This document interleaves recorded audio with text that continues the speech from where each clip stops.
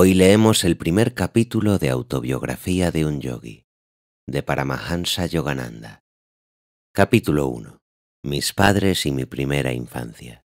La búsqueda de las verdades supremas, unida a la concomitante relación entre el discípulo y su gurú, han constituido desde siempre los rasgos distintivos de la cultura de la India. En mi caso, mi senda me condujo a los pies de un sabio semejante a Cristo, cuya hermosa vida fue modelada para el beneficio de todas las épocas. Fue él uno de aquellos maestros que constituyen el mayor tesoro de la India y que al emerger en cada nueva generación han fortificado su tierra, protegiéndola de la desafortunada suerte sufrida por el antiguo Egipto y Babilonia. Entre mis primeros recuerdos se cuentan algunos aspectos distintivos de una encarnación anterior. Desplazadas en el tiempo, acudían a mi mente nítidas reminiscencias de otra existencia en un pasado distante, durante la cual había vivido yo como un yogi en medio de las nieves del Himalaya. Trascendiendo toda dimensión, estos atisbos del pasado me proporcionaban también ciertos destellos del porvenir. Puedo recordar aún las humillaciones propias de la infancia impotente, la rebeldía consciente experimentada al verme incapaz de caminar y expresarme libremente, y las suplicantes oraciones que brotaban en mí como reacción ante tal impotencia. Dotado de una intensa vida afectiva, ésta se expresaba mentalmente, en aquel entonces, en las palabras de muchos idiomas.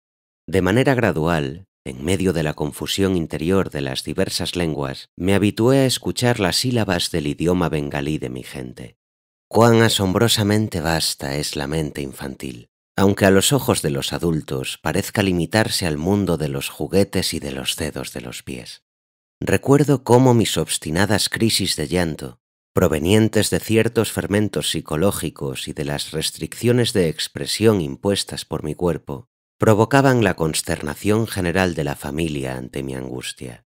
Pero guardo también momentos felices, las caricias de mi madre, mis primeros balbuceos y mis primeros pasos. Estos éxitos tempranos, que olvidamos tan rápidamente, constituyen, no obstante, los cimientos naturales de la confianza en uno mismo. No es inusitado retener recuerdos de un pasado tan remoto.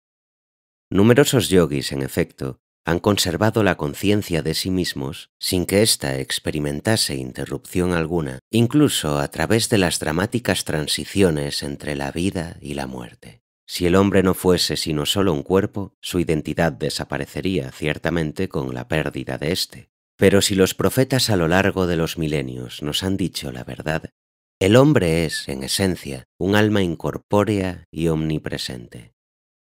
Aunque no sea esto lo más frecuente, no es totalmente desusado el conservar claros recuerdos de la primera infancia. Efectivamente, a través de mis viajes por numerosos países, he tenido ocasión de escuchar de labios de hombres y mujeres veraces el testimonio de sus recuerdos de la más tierna infancia. Vine al mundo y viví los primeros 8 años de mi vida en la ciudad de Gorakhpur, al noreste de la India, cerca del Himalaya.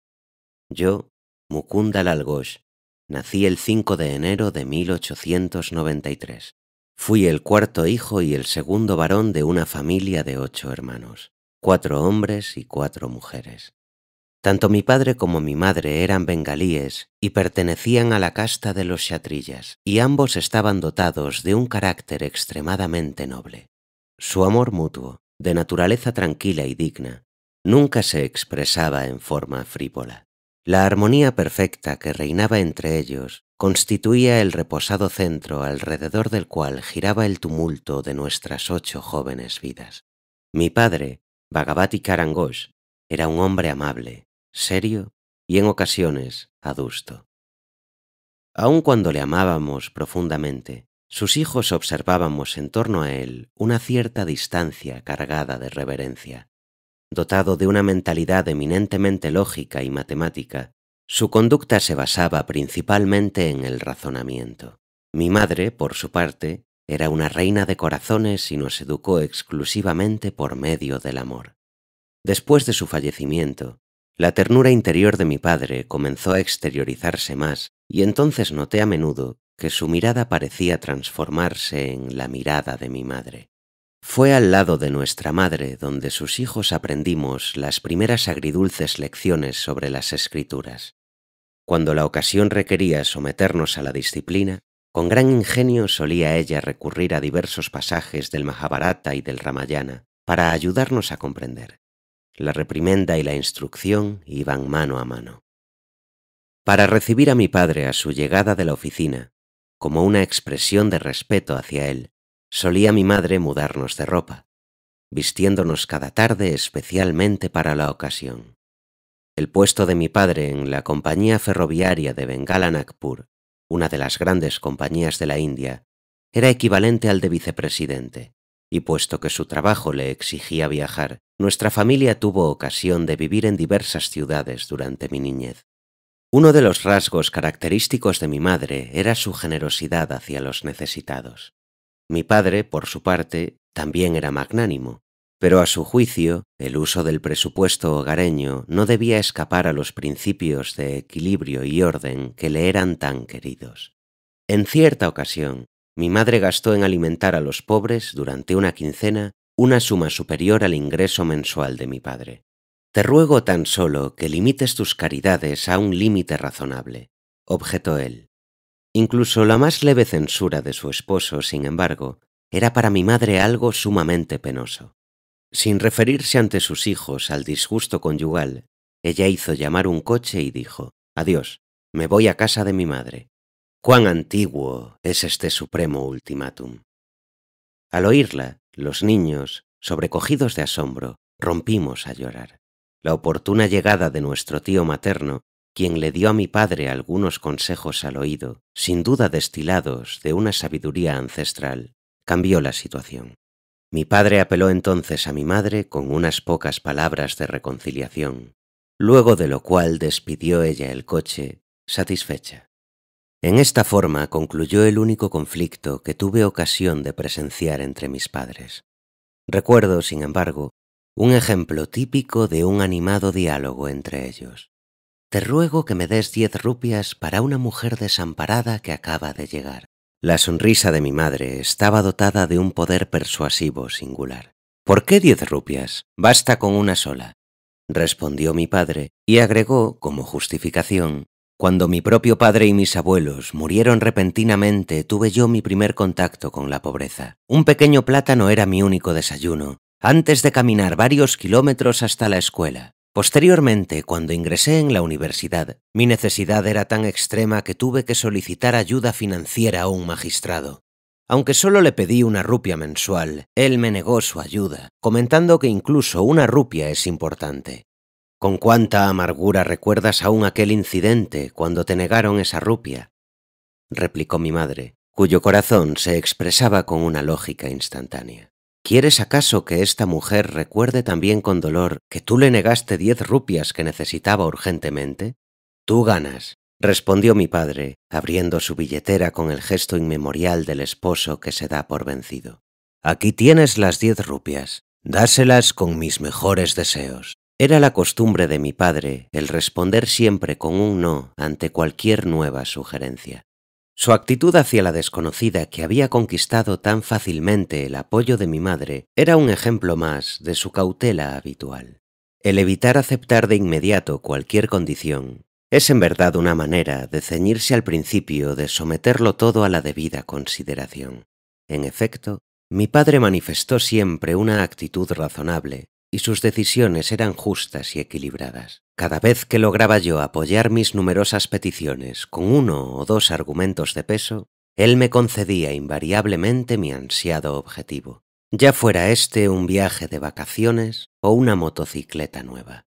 Si bien mi padre ejerció una disciplina estricta con sus hijos durante los años mozos de estos, su actitud para consigo mismo era verdaderamente espartana. Jamás iba al teatro, hallando en cambio esparcimiento en sus prácticas espirituales y en la lectura del Bhagavad Gita. Repudiaba todo lujo y no desechaba un par de zapatos viejos hasta que se habían tornado totalmente inservibles. Sus hijos adquirieron automóviles cuando estos se popularizaron, pero a mi padre continuó bastándole con el tranvía para ir y venir de la oficina. Por otra parte, no tenía él interés alguno en acumular dinero con el objeto de lograr poder. Así, por ejemplo, tras haber fundado el Banco Urbano de Calcuta, rehusó todo beneficio personal y no quiso adquirir ninguna de las acciones del banco, pues había realizado esta obra simplemente como un servicio público durante su tiempo libre. Varios años después de haberse acogido mi padre a la jubilación, un auditor proveniente de Inglaterra visitó la compañía ferroviaria de Bengala Nagpur. Al examinar los libros de contabilidad de la organización, el auditor descubrió, sorprendido, que mi padre jamás había solicitado las bonificaciones que se le adeudaban. «Hizo un trabajo equivalente al de 3 empleados», informó el investigador a la compañía. «Se le deben 125.000 rupias, 41.250 dólares, en concepto de compensaciones atrasadas». El tesorero le envió por consiguiente a mi padre un cheque por dicha cantidad. Para mi padre, no obstante, el incidente tuvo tan poca importancia que olvidó mencionárselo siquiera al resto de la familia. Este acontecimiento no salió a la luz hasta mucho más tarde, cuando Vishnu, mi hermano menor, tras percatarse del considerable depósito que se reflejaba en uno de los informes del banco, le preguntó a mi padre cuál era su origen. «¿Por qué alegrarse ante una ganancia material?», replicó mi padre. «Quien persigue la meta de la ecuanimidad no se regocija ante la ganancia ni se deja deprimir por pérdida alguna, pues sabe que el hombre llega sin dinero a este mundo y lo abandona también en la misma forma».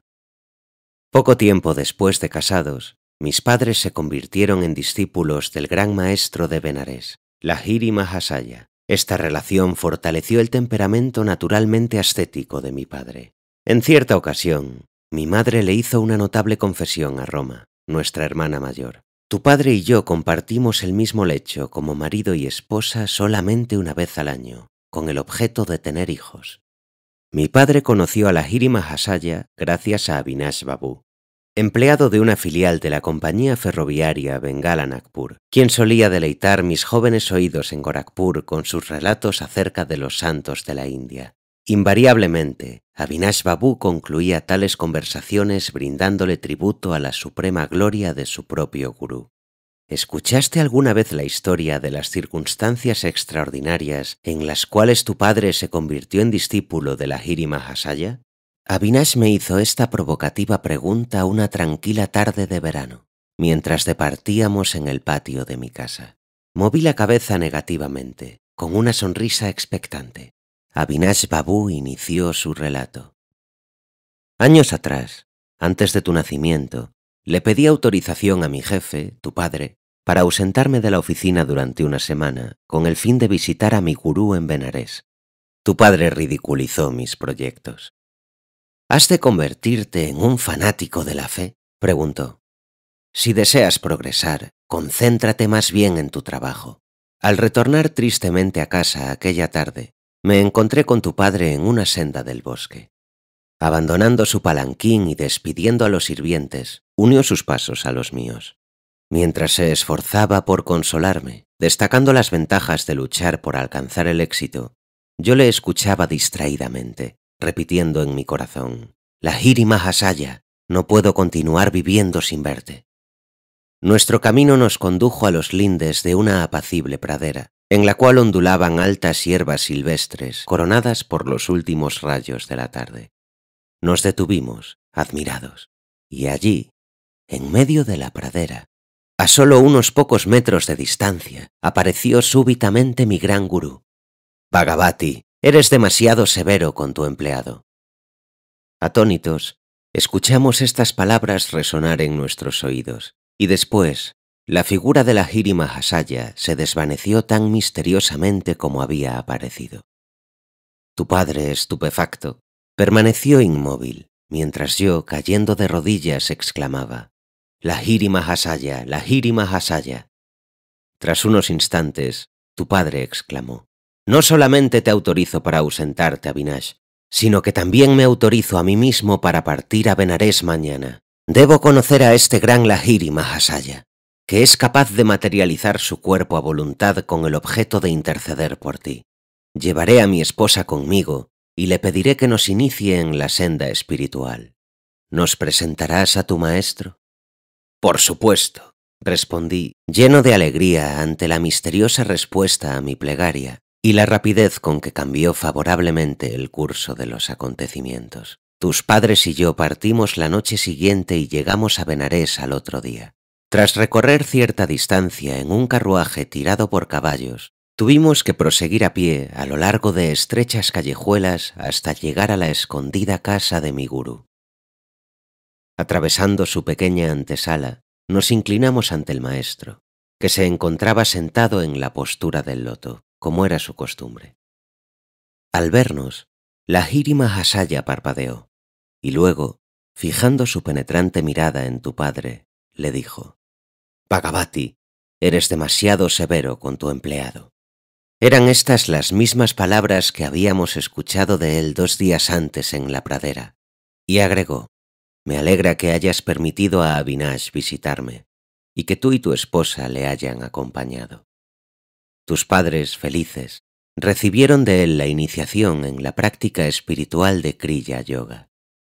Y desde aquel memorable día de la aparición, tu padre y yo no solo hemos sido condiscípulos, sino también íntimos amigos.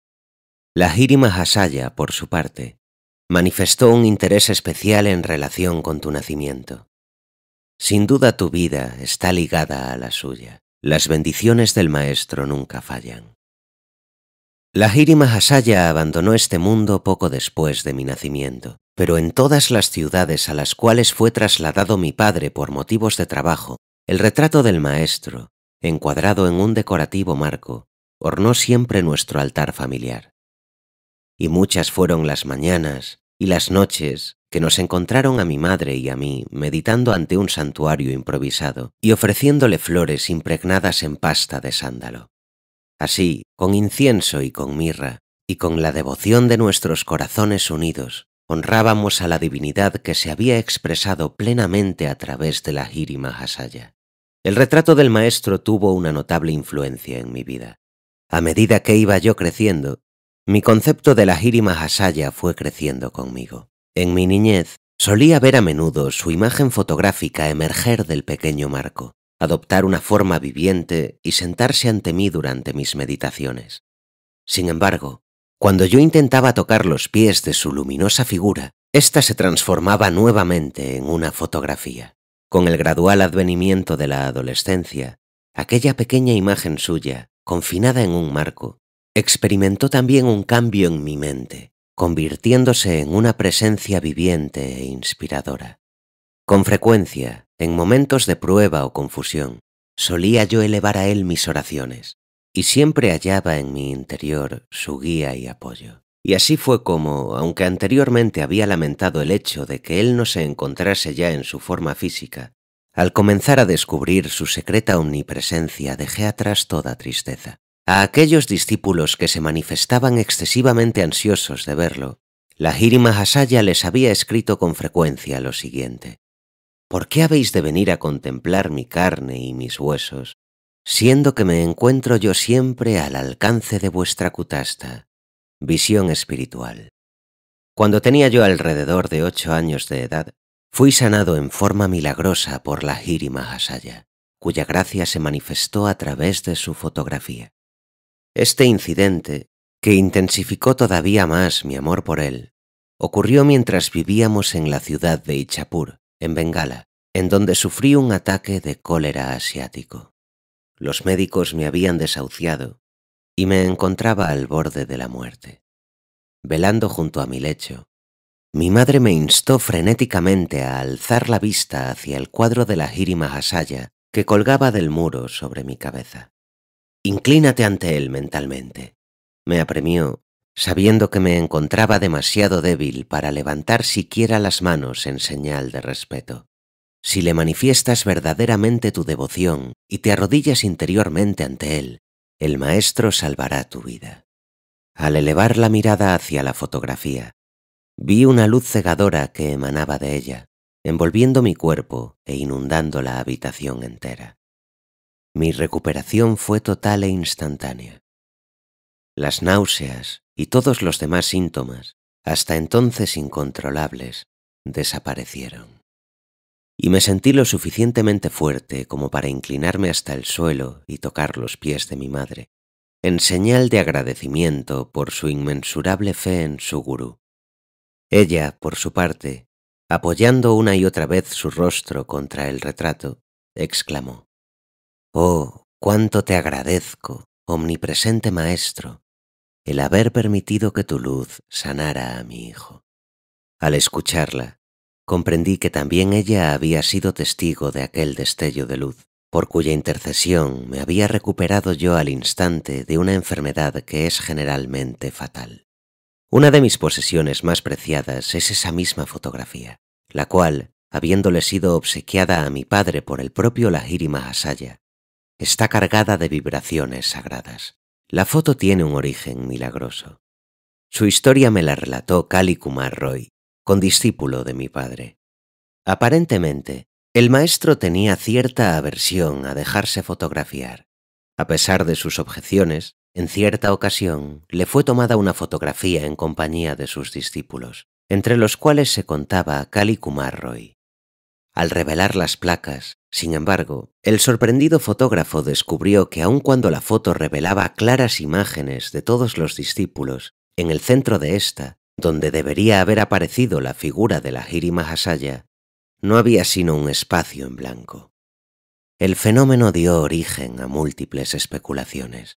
Gangadhar Babu, un discípulo que era además un excelente fotógrafo, se jactó de ser capaz de atrapar la furtiva imagen del maestro con su cámara.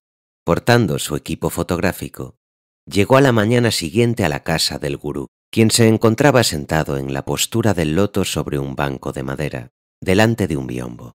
Tomando todas las precauciones concebibles para tener éxito, expuso ávidamente 12 placas fotográficas. No obstante, pronto descubrió que cada una de ellas contenía solamente las imágenes del taburete de madera y el biombo, pero no así la figura de Lahiri Mahasaya. Quebrantado su orgullo, Gangadhar Babu acudió al gurú con lágrimas en los ojos. Transcurrieron muchas horas antes de que Lahiri Mahasaya rompiera su silencio con este significativo comentario: «Yo soy espíritu. ¿Puede acaso tu cámara captar al ser invisible y omnipresente?» «Ya veo que no lo puede hacer», replicó Gangadhar Babu. «Sin embargo, mi corazón ansía poseer una fotografía del templo corporal de vuestra santidad. Solo ahora he comprendido lo limitado que ha sido mi entendimiento.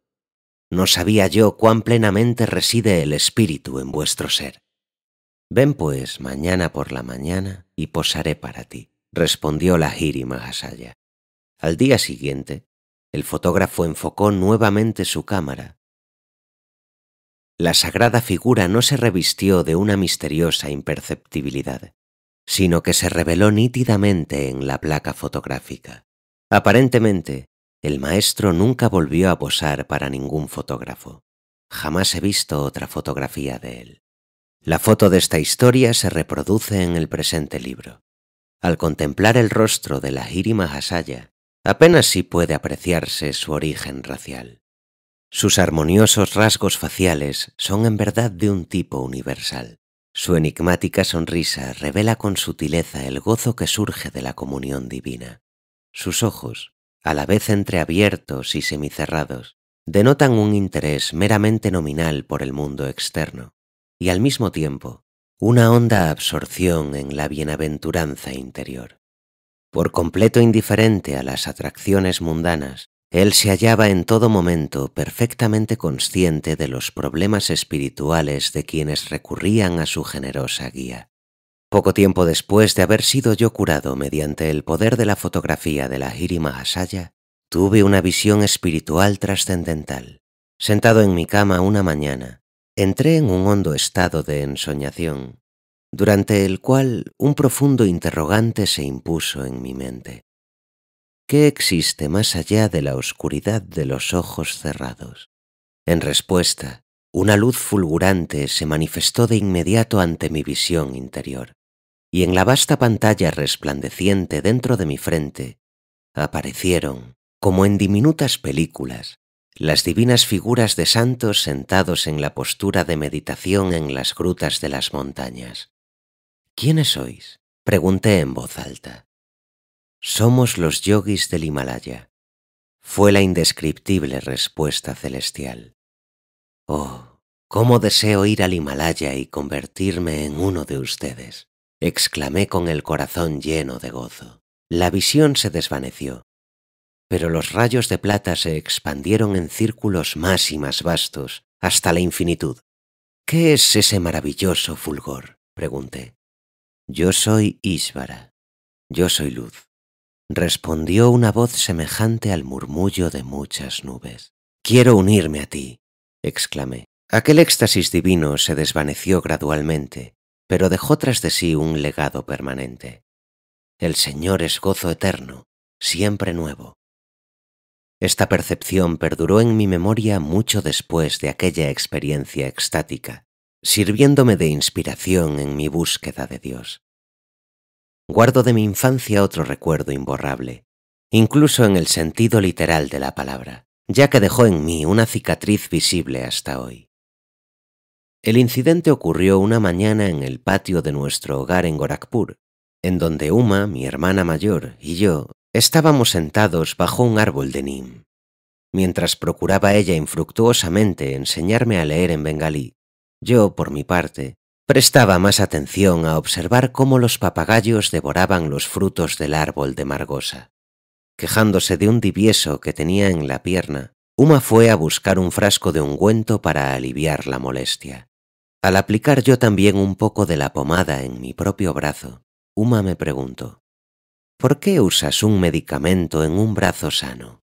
Pues verás, hermanita, siento que mañana voy a tener un forúnculo. Por lo tanto, estoy simplemente probando tu ungüento en el lugar en el cual aparecerá. Oh, tú pequeño embustero, no me llames embustero, hermana, mientras no hayas visto lo que sucederá mañana, respondí con indignación.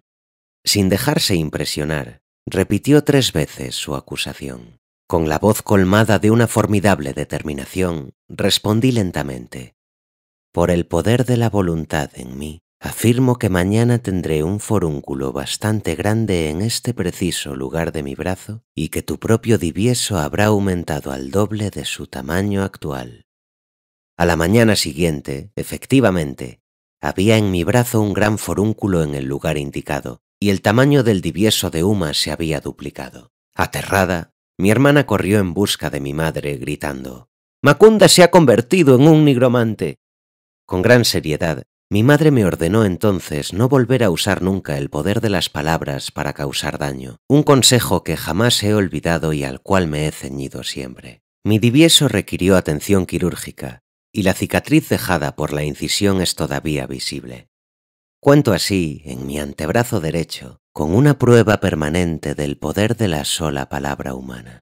Aquellas palabras, tan sencillas y aparentemente inofensivas que dirigiera yo a Uma, pronunciadas con una profunda concentración, estaban dotadas de la fuerza oculta suficiente para explotar como bombas y producir efectos bien definidos, aunque perjudiciales. Posteriormente, comprendí que el explosivo poder del lenguaje puede ser canalizado en forma sabia para ayudarnos a superar nuestras dificultades, y que al manejarlo de este modo, no causa ni cicatrices ni reconvenciones.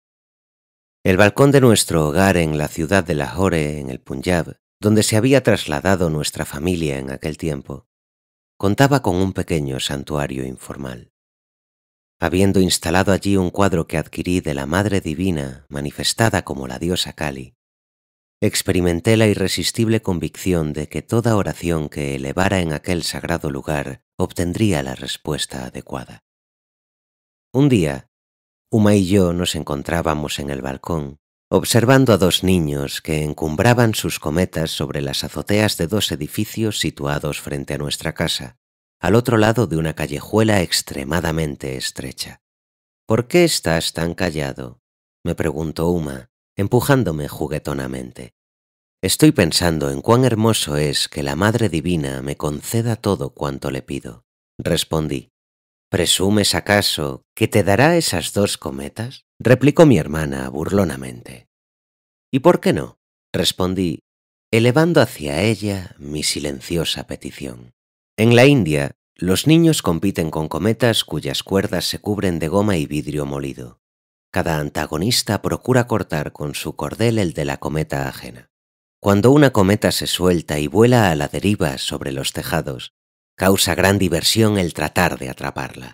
Pero puesto que Uma y yo nos encontrábamos en un balcón recluido y techado, parecía imposible que una cometa perdida pudiese llegar a nuestras manos, ya que su cuerda se enredaría probablemente en el tejado. Al otro lado de la calleja, los competidores iniciaron el combate. Cuando el cordel de una de las cometas se cortó, ésta flotó inmediatamente hacia mi dirección. Deteniéndose luego en el aire por un momento debido a una súbita ausencia de viento, su cuerda se enredó en un cactus de la azotea de la casa de enfrente, formando un lazo perfecto al alcance de mi mano. Cogiéndolo, atraje la cometa y se la entregué a Uma. «Esto tan solo ha sido un insólito accidente y no una respuesta a tu plegaria», exclamó mi hermana, cuyos oscuros ojos expresaban, no obstante, mayor asombro que sus palabras. «Si la otra cometa también llega a tus manos, creeré». Continué orando intensamente. El cordel de la otra cometa se cortó súbitamente, cuando el niño tiró de él con excesiva fuerza. Danzando en el viento, la cometa avanzó hacia mí. Una vez más, mi buen ayudante, el cactus de enfrente, atrapó la cuerda, formando un lazo que me permitió cogerla. Al presentarle a Uma mi segundo trofeo, exclamó: «Ciertamente, la Madre Divina responde a tus oraciones. Esto es demasiado misterioso para mí». Con estas palabras, mi hermana huyó como un cervatillo asustado.